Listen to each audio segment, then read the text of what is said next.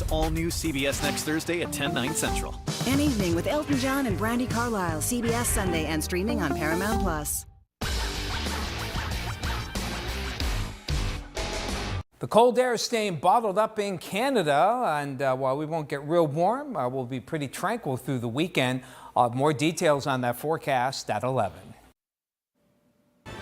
Good evening, everyone. I'm Lily Simmons. Tonight on your WZMQ 19 News, Michigan Planned Parenthood is closing its Marquette clinic. We'll hear from a representative about how this will impact clients and what a recent executive order reducing the Institute of Museum and Library Services means for local libraries. We spoke with the director of the Escanaba Public Library to learn more.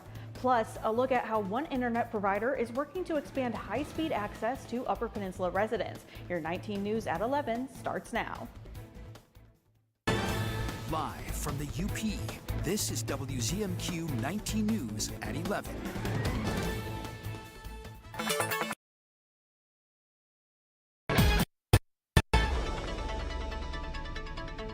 Checking out the forecast as we head toward Friday. Not a bad looking day. We'll have sunshine and kind of a sun cloud mix here, and temperatures overall getting into the mid 40s at least by later on in the afternoon. Fairly tranquil, you can see, as the winds stay on the light side. Might hit 50 along the Wisconsin border here. Otherwise, most of you getting a relatively tranquil end to the week with those temperatures well into the 40s. The rest of the weekend outlook coming up later in the show. Lily, back to you. Yesterday, Planned Parenthood of Michigan announced the closure of 3 of its locations, including the Marquette Clinic, heavily impacting the Upper Peninsula's access to reproductive health care. WZMQ's Andrew Hans has the details. Marquette's Planned Parenthood, along with clinics in Petoskey and Jackson, are set to close on April 30th, seeing their final patients on April 25th. The change comes from the confirmation that 9 affiliates of Planned Parenthood have so far received notice that their Title X funding would be frozen in April, over violation of President Trump's DEI executive order. Title X funds family planning services, such as supporting access to birth control, STI testing and treatment, and cancer screenings, and does not fund abortion or gender-affirming care. In preparation of potentially losing millions in funding, Michigan's organization has decided to close these 3 locations. Unfortunately, this is the reality of when politicians say they're going to defund Planned Parenthood.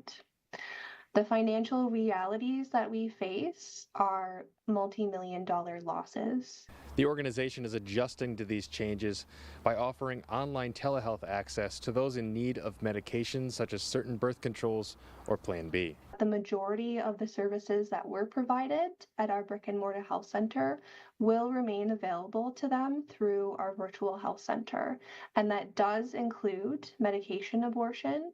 It does include gender-affirming hormone therapy. It includes most birth control methods other than IUDs and arm implants. Also offered online, assistants will be able to help patients with the shift to remote access, as well as arranging transportation to in-person visits. Planned Parenthood says that advocating and fighting for these rights for everyone will continue to remain a top priority. We are going to do everything we can to protect as much access to care as possible, supporting lawsuits, being out in the street. It is sharing stories about the impact this has on real people. After the closure, the nearest location from the UP will be in Green Bay or Traverse City, both at least a 3-hour drive away. Many people in the Marquette area have already begun contacting Michigan's Planned Parenthood administration in Ann Arbor, opposing their decision. In Marquette, Andrew Hans, WZMQ 19 News. Earlier this week, the Marquette City Council introduced a new ordinance regarding overnight parking. WZMQ's Samuel McKnight has the details of that ordinance and tells us why some community members have concerns. At Monday's City Council meeting, the Marquette City Council introduced a new ordinance that would make it illegal to camp on city-owned property. Essentially, this ordinance would prohibit camping in public spaces, so our parks, parking lots, and streets, and limited really only to our campground. And camping can include tents, campers, or in vehicles for the purposes of sleeping in. The city manager says this ordinance would help address some problems with visitors camping illegally during the summer. We had some issues in prior years for tourists that are coming in and camping, either overnight or setting up their camper in some of our parking lots, which we just have to tend some attention to. But this ordinance will allow us to enforce that a little bit more. But some community members are concerned this ordinance would adversely affect Marquette's homeless population. When the shelters are full or our motel vouchers are used up, we're really helping folks sustain their life out of vehicles, out of camp, out of camping supplies. The Room at the Inn executive director says the language of the ordinance is too broad and could criminalize homelessness. By making that illegal, we are not doing anything that is solving homelessness.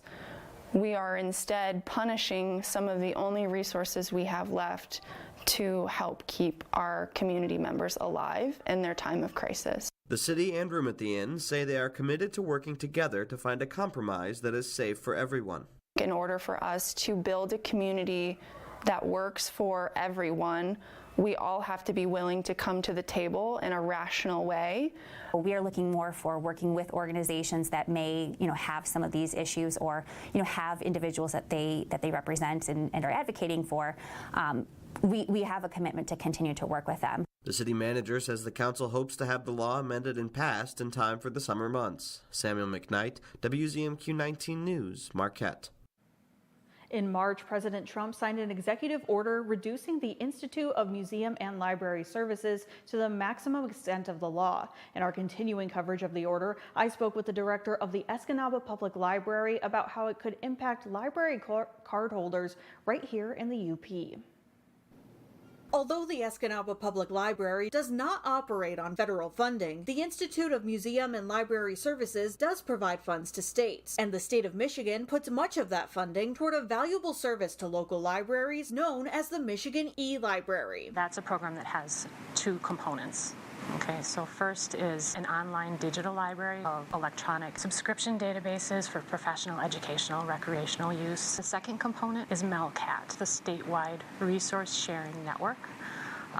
And MELCAT supplies the infrastructure for us to be able to loan items back and forth. Library Director Carolyn Stacy says in Delta County, those free resources are widely used, particularly the ability to access collections from 435 other libraries. If you're an Escanaba Public Library card holder, you're not limited to what you can see on the shelves here, not at all. In fiscal year 23-24, we borrowed over 3,000 items for our library card holders. A breadth of materials for patrons and a cost-effective way for the library to expand its catalog. When you consider what it would cost if we had to purchase those items, it's just far exceeds what our materials budget is. It enables rural libraries, like a lot of UP libraries, to offer the same level of access to materials, same high quality experience with collections as larger urban libraries. Stacy says those who would be impacted the most by cutting off access to the e-library are patrons, like those who benefit from the Learning Express library. That's a collection of study guides, online practice tests. Somebody who's going into the military needs to do the ASVAB, the SAT, vocational tests. It used to be that we had to buy thick reference books every year to keep up with that. If we don't have access to that, somebody comes in, wants to study for, some type of test like that, we're not going to have the information. Right now, libraries have more questions than answers. Stacy says the Escanaba Public Library plans to discuss a path forward with other libraries in the region while they wait for more information from the state. The local impact can really be seen in terms of access, in terms of efficiency, and in terms of the quality of services or the level of patron satisfaction. WZMQ 19 will continue to follow what happens with Michigan libraries and will provide updates as they occur. New details tonight. In an effort to keep kids safe on the roads, Michigan now has new laws regarding children's car seats. Our John Truitt spoke to the Michigan State Police and has the details. Michigan has updated its child passenger safety laws. The new laws took effect yesterday and further define how children should be kept safe in the car. The new law requires children under the age of 2 to be restrained in a rear-facing car seat. Michigan State Police Trooper Tom Kinnunen explains. Children up to 2 years old will be in a rear-facing car seat unless maxed out by the height and weight restrictions of the car seat. The new law makes further distinctions for kids in other age groups. No older than 5 children need to be in a forward-facing car seat with the harness. And for older children? And then the booster seat, there's no changes, and that is age 8. Children will be in a booster up until the age of 8. And or 4 feet 9 inches. Also remember that all children under the age of 13 must wear their seatbelts and ride in the back seat. Trooper Kinnunen says proper installation of car seats is essential for the safety of your child. If you are unsure about your car seats installation or have questions about these new laws, you can call your closest state police post. If there are any questions about car seats, I am a car seat safety technician. There are several of us in the county and the UP. I'm at the Nagani post if they have any questions, comments, or concerns. In Marquette, John Truitt, WZMQ 19 News. We're going to take a quick break, but when we return, our Washington, D.C. correspondent Rachel Knapp tells us how U.S. trade partners are feeling about President Trump's tariffs. And an internet provider explains how it aims to provide more UP residents with high-speed connections. Stay with us. 19 News is brought to you by Kirkish Furniture. John's Auto is quickly becoming everybody's favorite place to get their car fixed. John's Auto is quickly becoming everybody's favorite place to fix their car. Was that right? For a better service experience, come to John's Auto Market. Why do I keep forgetting that word? Experience. Okay, go. 3, 2. For a better service experience, come to John's Auto Market. And don't forget, Big spring deals. Up to 50% off list prices during the huge spring home sale at Slumberland Furniture. Elevate your living room comfort for just $4.95. Get a new modern look for just $5.95. Or relax and recline for just $4.99. Add a classic upgrade to your bedroom for just $3.60. Plus, so much more. Like up to 50% off during our big Sealy floor model closeout. And totally free shipping with no minimum. Shop now at the huge spring home sale at Slumberland. Closed captioning sponsored by Range Bank of Upper Michigan. This is a powerful place. In this chamber, decisions are made every day. Decisions that impact your life, your friends, family, and neighbors. Your life can be changed by what happens here. I'm 19 News' Michigan Capitol correspondent Sophia Murphy. I report to you, tracking votes, new laws, and policies that change lives in the Upper Peninsula. The only place to see what's happening in Lansing is right here. Sophia Murphy reports, only on WZMQ 19 News. She's fair. Untrue, Your Honor. What, you're going to have your turn. She's inquisitive. What in the world led to this young lady finding you in this compromising situation? And firm. The only thing that matters in this particular courtroom, sir, is how I see it. Watch Equal Justice with Judge Ebony K. Williams. Weekdays on WZMQ CBS. Now, WZMQ TV19 First Warning Weather with meteorologist Tom DeVecchio.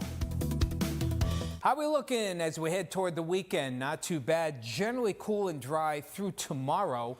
And then for the weekend, might get a few flakes around here. Nothing big time here on this weekend coming up.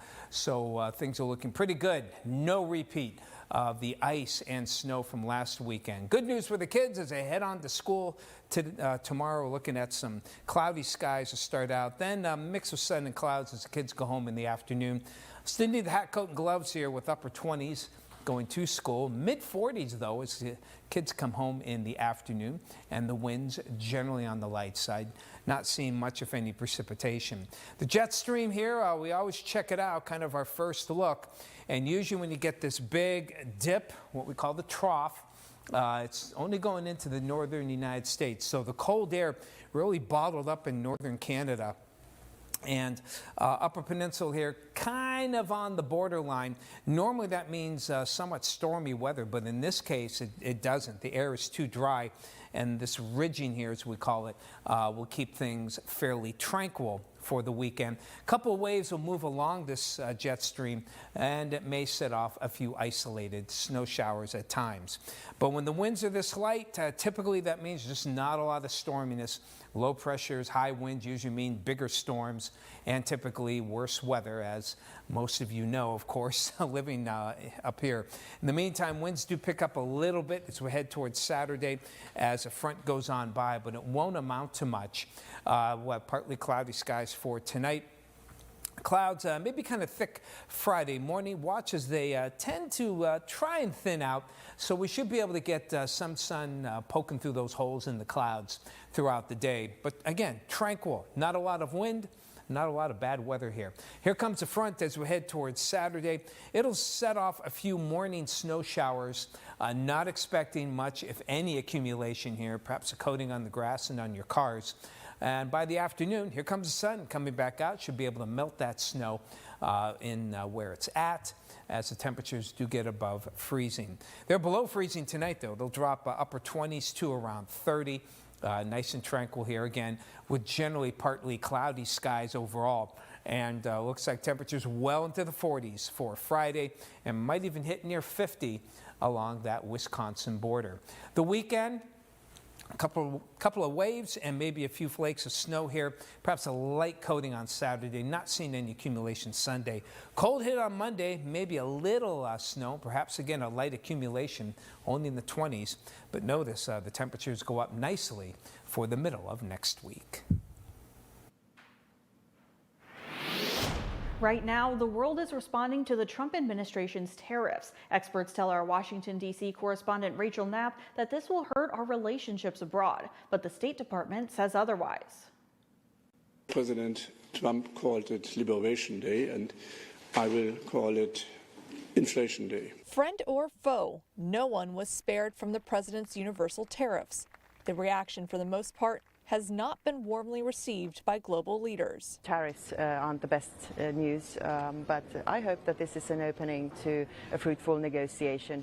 Others are responding with counter tariffs, including Canada, one of our largest trading partners. We will fight to bring each of these tariffs to an end. The president's argument for rolling out these tariffs are to protect the American worker and putting national security first. Tariffs have been used before to protect an industry, but in a more delicate approach. Experts say the blanket approach could be harmful. It's going to have a big impact on our relationships with other countries. I think in many cases, companies there will look for other places to buy their goods, reducing the amount that we're selling.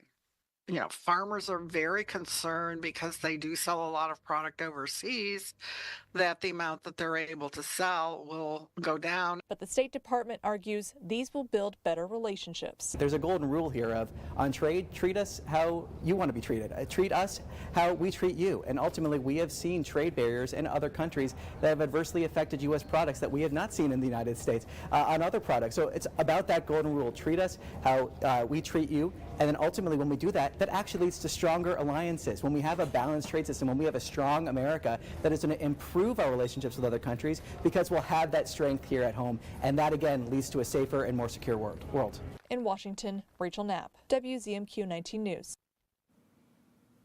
Broadband provider Highline has big plans to expand high-speed internet access across Marquette County this summer. Since 2021, Highline has brought service to just under 20,000 Michigan residents. Our Michigan Capitol correspondent Sophia Murphy has more on how the company plans to continue that work across the UP.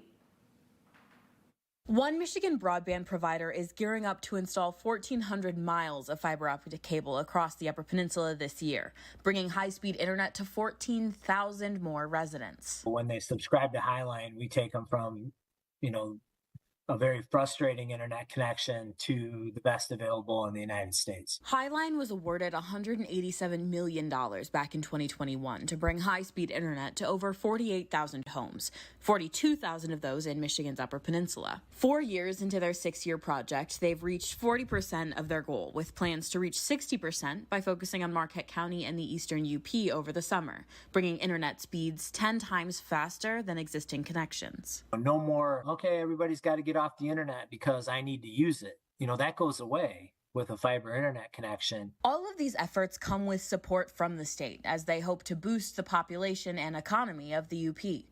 A proper broadband connection is a critical part of economic growth and engagement. It spurs new business. New business is created, therefore employment goes up as well. There's even more funding for broadband on the way. Michigan has received $1.6 billion from the federal BEAD program. Companies like Highline are currently applying for a portion of that grant to continue to expand internet access across the rural portions of the state. From Michigan's capital, Sophia Murphy, WZMQ 19 News. When we return, Mike Ludlum joins us live in the studio to talk about sports, including the Gladstone athlete named this season's Miss UP basketball. Stay tuned. Toyota Tacoma has been the #1 selling truck in its class for the past 20 years. You want to know how they stay #1? You give Tacoma a more advanced powertrain. This hybrid iForce Max delivers 326 horsepower. And Tacoma's off-road capabilities are better than ever. Watch this. And you've got an available 14-inch touchscreen. Now you can get 4.99 APR financing on Tacoma or lease a Tacoma TRD Sport for $369 a month. Toyota, let's go places. I thought it was just a rash, but it had a bullseye ring around it. My doctor said it was a tick bite. Luckily, we caught it early. Ticks found in tall grass around your home can spread Lyme disease and other illnesses, which can lead to chronic health issues. The CDC estimates nearly 500,000 people across the country are diagnosed with Lyme disease each year. I didn't understand why my brother was having so many asthma flare-ups. Sometimes he couldn't breathe. Turns out a roach problem at home was triggering it. Allergens left behind by dust mites, roaches, and rodents are a major driver of asthma attacks, especially in children. When I had a fever, body aches, and fatigue, I never thought it would have been West Nile virus. All it took was a mosquito bite while gardening. Mosquitoes spread West Nile virus and many other diseases, and they can breed in standing water around your home. Protect your family from pests. Get the facts at pestworld.org. Today, we bring you the profile of a hero, Marine Private First Class Gomer Pyle. Heroes come in all shapes and sizes, but this hero is a musical Marine.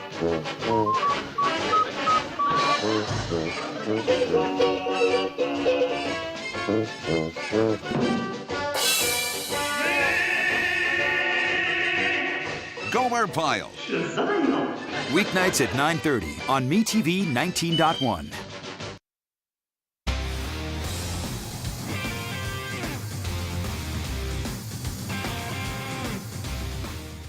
Good evening, everyone. Nagani named defensive coordinator Jeff Nemi as its new varsity football coach this week. He replaces Paul Jacobson. Nemi played for Coach Dick Koski in the mid-1990s. Koski paced the sidelines for 30 seasons. Jacobson, 25 years.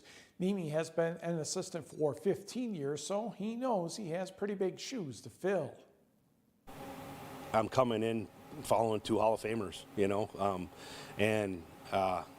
I'm excited about that, though. I think the bar's been set, and I want to try to continue to keep us at that level and keep us where we're at.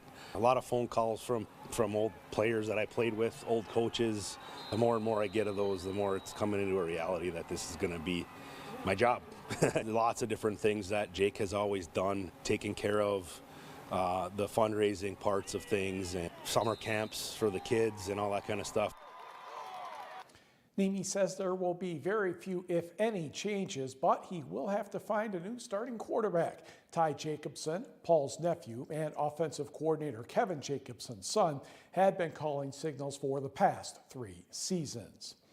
The NMU football team has released its schedule for this fall. Let's take a look at the home games. A Thursday, August 28th start with Minnesota State Moorhead. Then Saturday, September 13th was St. Thomas. 20th, Davenport, that'll be homecoming, even though it'll technically be a non-conference game. Grand Valley State on October 11th. The Miners' Cup game against Michigan Tech is at the Superior Dome on October 25th. And one more on the list, which I didn't type there. It is NMU hosting Wayne State on the opening of firearm deer season, November 15th. The NFL annual meeting has been taking place this week in Palm Beach, Florida. Detroit Lions head coach Dan Campbell met with the media. He talked about several items, including the signing of free agent DJ Reed from the New York Jets. He's got coverability. He can play man-to-man, start there, but then he'll bite on the perimeter, right? He'll come up, he'll tackle, he'll squeeze the edges, and then when you see him in press, man, he challenges, right? He's not giving you free releases. Now, he'll mix it up. And then he'll challenge it to catch point. Man, he's feisty, he's competitive. One of the best things I saw, I told him this, man, they're playing, it was early in the year, it was crossover tape. He got beat on a play. He gets beat, he puts his foot in the ground, and I mean, he is on an all-line. He doesn't have time to think about it, recover. He's just on a beeline to try to angle this guy off. And I thought that was one of the most impressive things, man. This guy he didn't go in the tank. He's not worried about what it looks like. He's just trying to compete and win. And he lines up and goes back for more. And that says it all. Reed played 2 seasons with San Francisco and 2 at Seattle before 3 with the New York Jets. Roy Lopez is a defensive lineman who has 2 years of experience each with Houston and Arizona. Linebacker Grant Stewart played 1 year at Tampa Bay and the last 3 at Indianapolis. Stewart also excels on special teams. The 52nd annual Upper Peninsula Sports Hall of Fame induction banquet is set for May 10th at the Island Resort and Casino in Harris. The pregame festivities begin at 5 o'clock, the program starting around 6 o'clock Eastern Time. Tickets are $40 each, and yes, that includes dinner. The deadline for purchasing tickets is April 24th. Here are the people and phone numbers you can use to order tickets. Kathy Shamian is area code 906-364-0961. Dan Hinch, 906-458-8536. And Ann Okonek can be reached at 906-280-2587. The 10 inductees this year include Winter Olympic snowboard cross gold medalist Nick Baumgartner, longtime basketball coach and camp director Jamie Angeli, 3-time state high school football champion Jeff Olson of Ishpeming, and standout Kearney Nato and Ferris State basketball player Rachel Fulsick McClure. The Upper Peninsula Sports Writers and Sportscasters Association has named Gladstone's Lily Johnson as this season's Ms. UP basketball. The decision was unanimous. She averaged 22.6 points per game, 12.3 rebounds, and 3.6 steals per outing. She was named the UP Division I through 3 Player of the Year as well. So far, she has 1,591 points and 968 rebounds. Yes, that's right, she's only a junior and has a couple offers from Division I schools. Taking a look at the UP Dream Team, besides Johnson, Division IV Player of the Year, Bree Beston from Ewan Trout Creek, Janessa Eagle of Ishpeming, Aubrey Johnson of Nagani, and Lauren Adams of Norway. On the other honors side, Coach of the Year in D1 through 3, Gladstone's Andy Cretons. Jackie Bessenden takes the honors in Division 4, and your teams of the year are Gladstone, Calumet, and Ewan Trout Creek. On the boys' side, all state basketball teams wrapping up today, and Jacob McPhee of Marquette is on the second team in Division 1 and did not miss first team by much. On Division 2 side, Gavin Grundon of Kingsford is on the second team, and Morgan Slyke of the Flivers is an honorable mention. Taking a peek at NBA basketball, how about the Bucks and 76ers tonight? And a good start for the Bucks. Yes, they're wearing their blue. Behind the back pass to Kevin Porter Jr. for the dunk from Giannis Antetokounmpo. And you get to see that one twice because it was rather nice. Then Antetokounmpo drives past the defender for the slam. He ended up with, get this, 35 points, 20 assists, and 17 rebounds. Bucks go on to win this one 126-113. Brewers beat Cincinnati 1-0, and we will be right back. Big spring deals. Up to 50% off list prices during the huge spring home sale at Slumberland Furniture. Elevate your living room comfort for just $4.95. Get a new modern look for just $5.95. Or relax and recline for just $4.99. Add a classic upgrade to your bedroom for just $3.60. Plus, so much more. Like up to 50% off during our big Sealy floor model closeout. And totally free shipping with no minimum. Shop now at the huge spring home sale at Slumberland. Welcome to Car Breakdowns 101. I'm your Professor Ice-T. If your car is out of warranty, a car breakdown could eat you alive. Look at that car. The transmission alone could cost you $3,000. And that engine, how much do you love your kidneys? Don't even get me started on the computer system. That's a small fortune. Do what I did and call CarShield. They get expensive car repairs taken care of so you don't have to. Class dismissed. Call 800-552-1961. Pure Outdoor is the first program dedicated to increasingly popular outdoor and eco sports. Individual and adventurous. Journey to the world's most exotic, breathtaking locations. Pure Outdoor. Escanaba reporter Lily Simmons on WZMQ 19 News. Tonight's sports is brought to you by the Window Store. The Window Store Home Improvement Center is your clear choice for quality products and expert installation. We have a thorough and seamless process, start to finish. From the moment you meet our friendly staff, you'll be amazed by their attention to detail. Our team of experienced professionals take pride in their work. And with our 2-year warranty on all installations, you'll have peace of mind knowing your investment is protected. Plus, we service the entire Upper Peninsula. Your clear choice is the Window Store.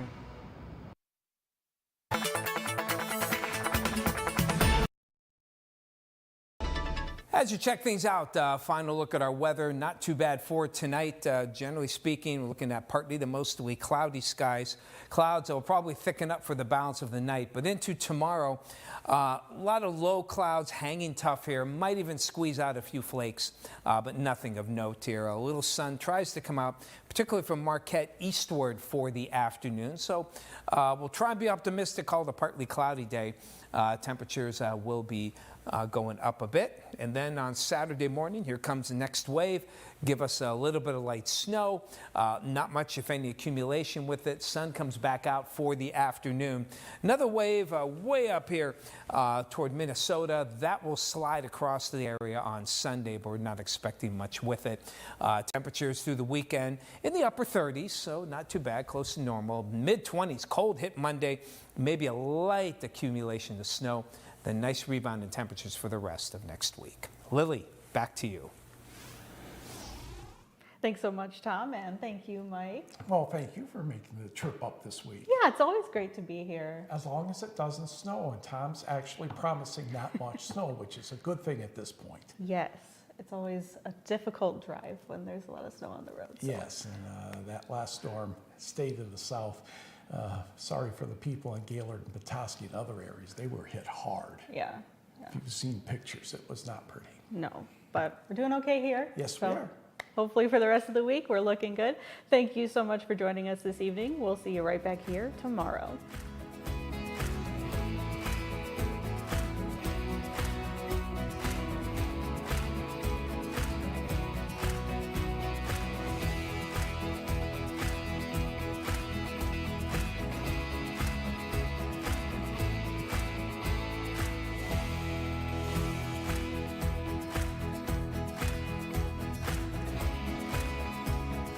Sleep better with a new mattress from Kirkish Furniture. We proudly feature Made in the Midwest Restonic mattresses. Try one out today and compare other major brands. Let our sleep specialists help you find the bed of your dreams at Kirkish Furniture.